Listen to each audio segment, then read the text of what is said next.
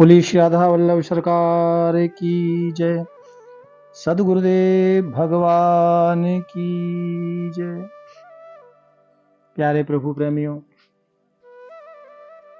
जो अपने जीवन में श्रेष्ठ व्यक्ति है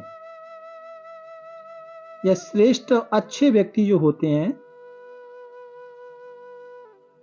हमेशा वह भगवान का मार्ग ही जीवन में प्रशस्त करते हैं। प्यारे, भगवान के मार्ग का ही दर्शन करते हैं। जो एक सच्चे संत हैं या आध्यात्मिक गुरु हैं, वो हर व्यक्ति के जीवन में श्रेष्ठ सलाह देते हैं। उस सलाह और उस ज्ञान से जिनकी श्रद्धा नहीं है, वह भी श्रेष्ठ हो जाते हैं। शास्त्र में तो लिखा है कि जो ना चाहे या जो व्यक्ति पात्र ना हो, उसे सत्संग एवं अच्छी सलाह, सत्संग की गल्ला उसके साथ नहीं करना चाहिए। प्यारे प्रभु प्रेमियों, क्योंकि कई बार आप अच्छी सलाह देते हैं तो सामने वाला बंदा लेता नहीं, वो आपकी सलाह लेगा नहीं, वो आपको सलाह दे देगा। अस्तु। प्यारे प्रभु प्रेमियों, आप श्रवण कर रहे हैं महान भक्त श्री मीरा बाई का चरित्र। मीरा जी जो सांसारिक पति हैं मीरा जी के, श्री भोजराज जी, ये मीरा जी में अपना गुरु भाव रखते हैं। भक्तों, कोई नहीं है तो माथा टेकते हैं और पास में कोई है तो मानसिक प्रणाम करते हैं मन के द्वारा। आपने जब सुना होगा, अभी भाई आए थे, जाने लगे तो मन ही मन प्रणाम किया। प्यारे प्रभु प्रेमियों, तो ये वन विहार के लिए दोनों भाई गए हैं, मन से प्रणाम किया।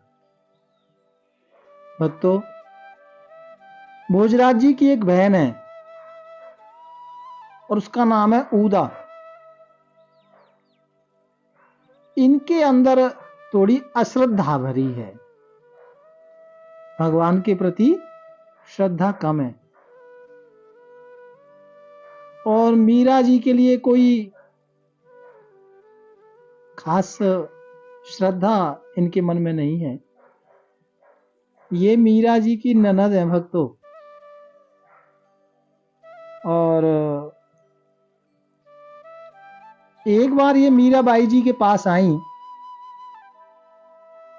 मीरा जी ने प्रणाम किया, आसन दिया और प्यार से अपनी ननद को बिठाया, प्रणाम किया।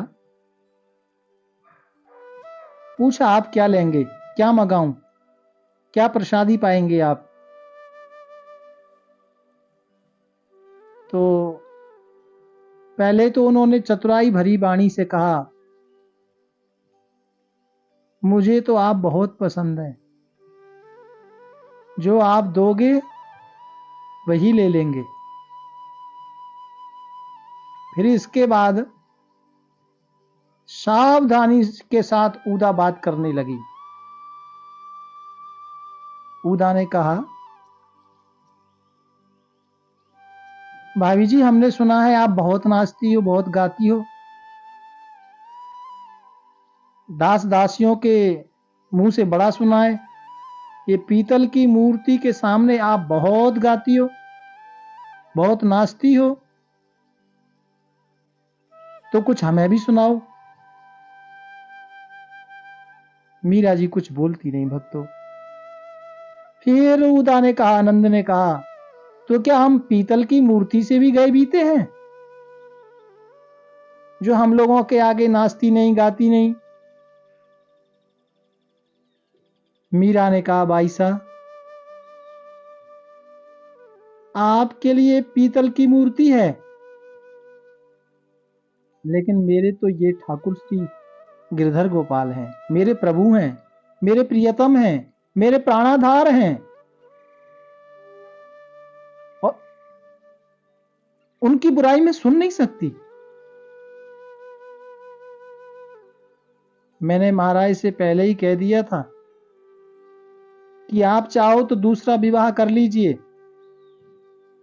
और आपसे भी निवेदन कर रही हूं। मीरा जी कह रही हैं अपनी नंद से, अन्नदाता को कहो, यानी जो तुम्हारे भाई हैं भोजराज जी, अन्नदाता को कहो कि अपना दूसरा विवाह कर लीजिए। मीरा जी कहते हैं कि मेरा पथ तो न्यारा है, मैं परिवार के हिसाब से चल नहीं पाऊंगी, आपके परिवार के हिसाब से मेरा जीवन चल नहीं सकता, ऐसा मीरा जी कहती हैं भक्तों। क्योंकि मैं जो भी करती हूं अपने गिरधर गोपाल के लिए करती हूं। मेरा तो इतना कहना है कि आप उनका दूसरा विवाह करा दीजिए, मुझे स्वीकार होगा, क्योंकि मेरे पति तो गिरधर गोपाल हैं, और दूसरा विवाह करने की तो बात आप कहती हैं कि वो मेरे पति हैं, ऐसा नहीं है। मेरा तो एक ही पति है और वो है ठाकुर। तो नंद ने कहा, भाभी जी, लेकिन आप सौतन को झेल पाओगी? मीरा कहती है, मुझे कोई परेशानी नहीं होगी, आप जब चाहो जब दूसरा विवाह करा दीजिए। उदा ने कहा, तो फिर चित्तौड़ आने की जरूरत क्या थी आपको? क्यों चली आई आप चित्तौड़? मेड़ता में ही रहती, जब इतना इस पीतल की मूर्ति को आप इसके इतने दीवाने हो। मीरा ने कहा, वो तो ठीक है, लेकिन कोई राजनीतिक समझौते के कारण मैं आई हूं, नहीं तो चित्तौड़ में और मेड़ता में मारकाट मच जाती। और मैंने तुम्हारे भाई जी को सब कुछ बता दिया है। तुम्हारे लिए पीतल की मूर्ति है उदा, लेकिन मेरे लिए ये गिरधर गोपाल है। नंद कहती है, लेकिन मेरा भाई तो इतना उदार है, कितना वीर है, कितना सुंदर है। मीरा ने कहा, तुम्हें नहीं पता, भगवान की सुंदरता को एक बार जीवन में देख लोगे ना, जो सारी दुनिया को सुंदर बनाने वाला है, इतनी सुंदर सुंदर दुनिया को बनाया है, उसकी सुंदरता को कभी देखा है?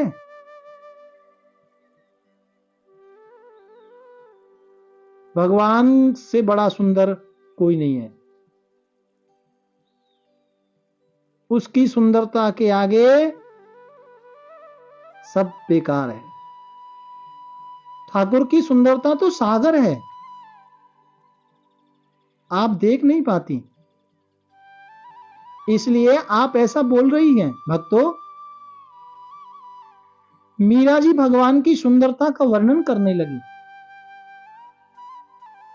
और भक्तों, मीरा जी जब भगवान की चर्चा करती, भगवान की सुंदरता का वर्णन करती, कीर्तन करती या पद गाती या भजन गाती, तो मीरा जी मंत्रमुग्ध हो जाती। देखो, आपने देखा होगा, हम जब भजन करते हैं ना, तो 1 मिनट के लिए मन ठीक रहता है, लेकिन दूसरे मिनट पता लगता है कि वो ऑफिस में पहुंच गया, रसोई में पहुंच गया, किसी सहेली के पास पहुंच गया, है ना? ऐसा हमारे आपके मन में भटकाव है, लेकिन मीरा जी के मन में ये भटकाव नहीं था भक्तों। मीरा जी जब भी प्रभु चर्चा करती, मंत्रमुग्ध हो जाती, शरीर की सुध बुध खो जाती भक्तों, और सीधा ये जो मन है, जो दिल है, डायरेक्ट ठाकुर से जुड़ जाता उसी अवस्था में।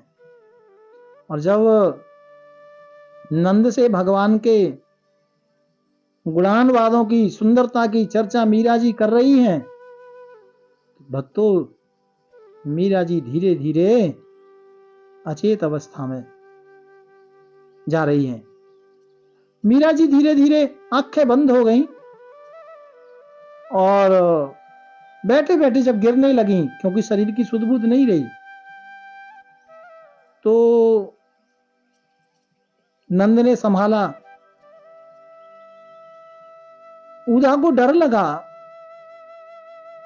भाई जी नाराज होंगे, जाने क्या हो गया। तो दौड़कर मंगला नाम की दासी को बुलाया। तो मंगला आई, चंपक लता ये दासी आई और मीरा के सामने मंगला कीर्तन करने लगी। जो इनकी नंद है वो चकित होकर देखने लगी। भक्तों कीर्तन सुनते सुनते मीरा जी को चेत आया। और भक्तों मीरा जी को तो ठाकुर का दर्शन हो रहा था। मीरा जी तो ठाकुर को साक्षात देख रही थी और मीरा जी देख रही थी कि मेरा ठाकुर मंद मंद मुस्कुरा रहे हैं। मीरा जी देख रही थी कि मेरा ठाकुर मुरली बजा रहा है, मंद मंद मुस्कान दे रहे हैं। जो दर्शन मीरा जी कर रही थी, ऐसा मीरा जी ठाकुर को देख रही थी। मीरा जी ने ठाकुर को प्रणाम किया। भक्तों उसी समय श्री भोजराज जी का आगमन हुआ और उन्होंने देखा कि मीरा जी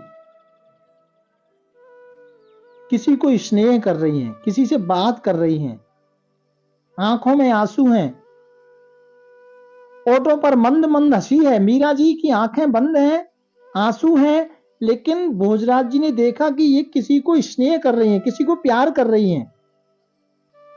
और किसी को क्या, वो तो ठाकुर का दर्शन कर रही थी। भक्तों ठाकुर को प्यार कर रही थी मीरा जी। भोजराज जी ये सब देख रहे थे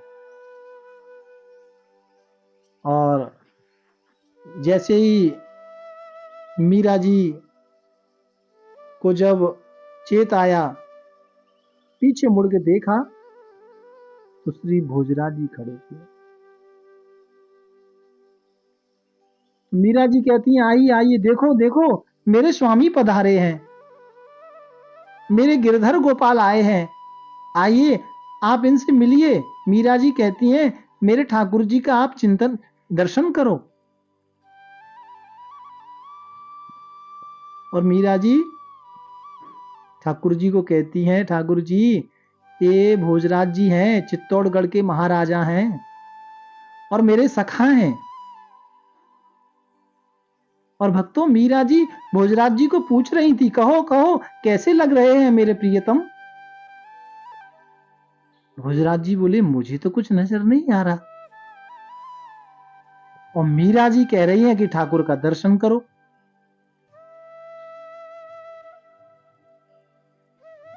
मीरा जी ठाकुर का दर्शन करा रही हैं भक्तों। तो भोजराज जी ने कहा कि मुझे आपका ठाकुर का दर्शन हो नहीं पा रहा। तो मीरा ने अपने गिरधर गोपाल को कहा, ये मेरे सखा हैं, आप इनको दर्शन देने की कृपा करो ना। तो भोजराज जी दूर खड़े थे भक्तों। मीरा ने कहा कि अभी समय है, अभी समय लगेगा, ऐसा मीरा जी ने बोला भोजराज जी से। और भोजराज जी ने जब ये सुना तो धीरे धीरे अपने शयन कक्ष में चले गए। अब भोजराज जी को भी धीरे धीरे भक्तों भक्ति का रंग चढ़ने लगा है। और एक दुखित घटना मेड़ता से चित्तौड़ में आई। शादी के 6 महीने बाद मेड़ता से एक समाचार आया भक्तों, मीरा जी की जो मां है उनका शरीर पूरा हो गया। जो जन्मदाती हैं, झाली जी। सुना मीरा जी ने, मीरा जी की आंखें भर आईं। मेरी मां मेरे लिए कितना चिंतन करती थी, कितनी चिंता करती थी। याद किया मीरा जी ने कि मेरी मां सब कुछ जानती थी, सबकी बुराइयां गल्लाएं सुनती थी और फिर भी मुझे समझाती थी। मीरा जी ने अपनी मां को याद किया और भगवान की ओर हाथ जोड़कर कहा, ठाकुर मेरी मां को आत्म शांति मिले। बस इतना कहा और मीरा जी ठाकुर की सेवा में लग गई। भक्तों, महल में सब रो रहे थे, दास दासियां सब रो रहे थे, परिवार पूरा रो रहा था,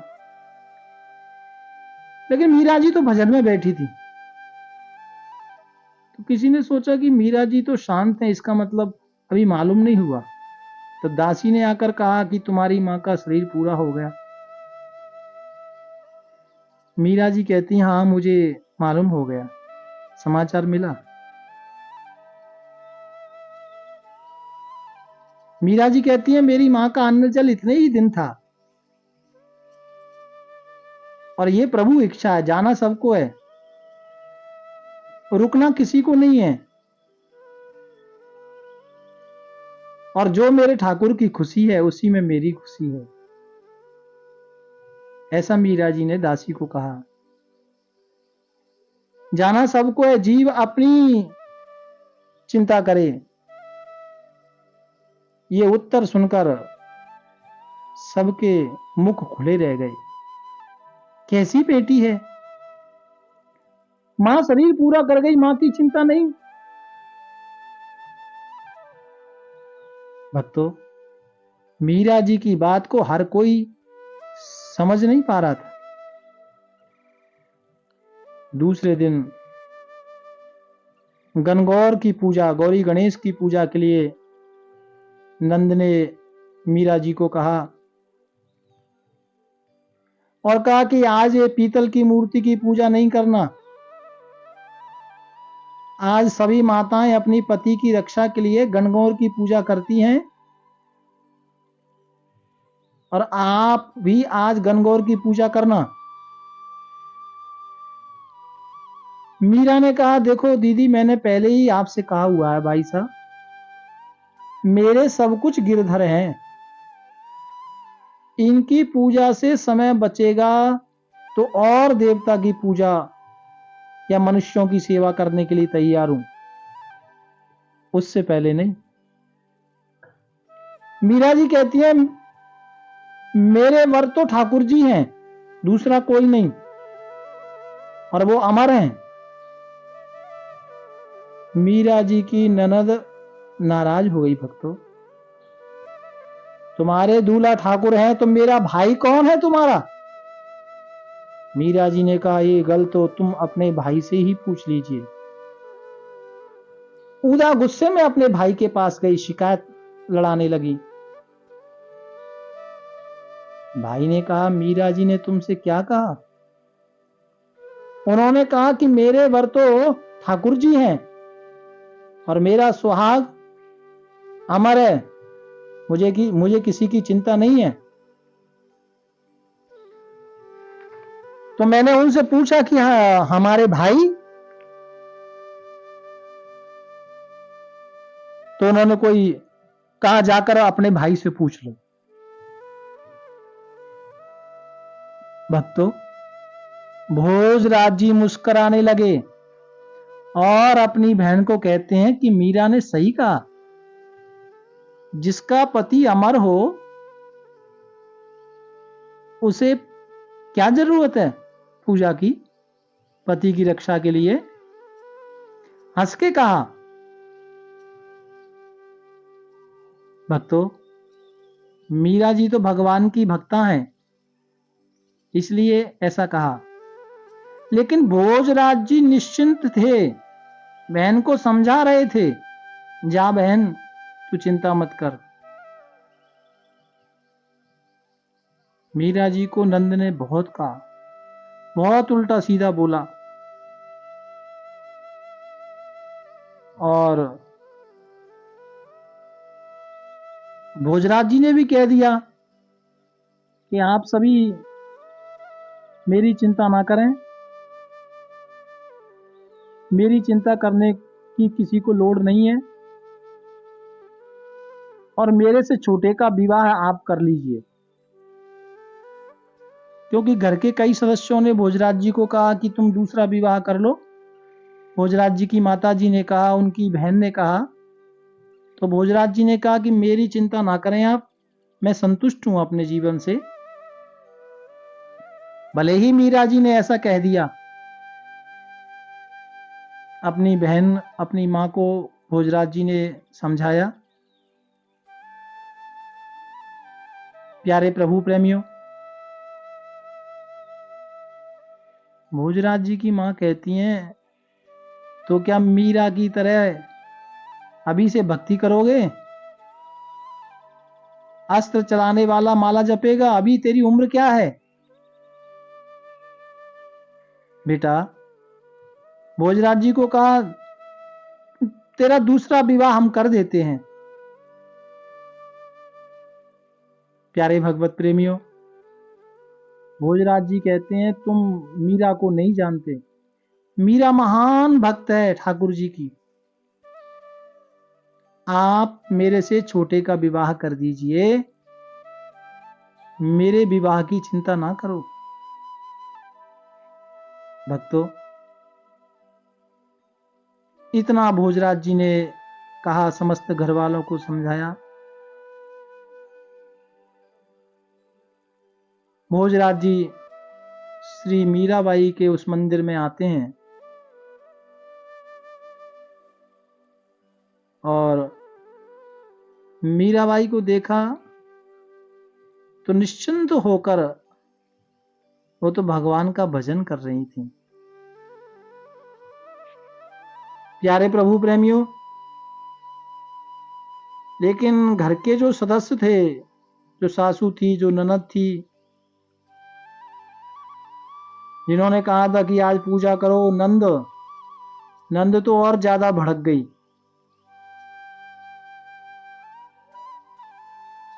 प्यारे प्रभु प्रेमियों,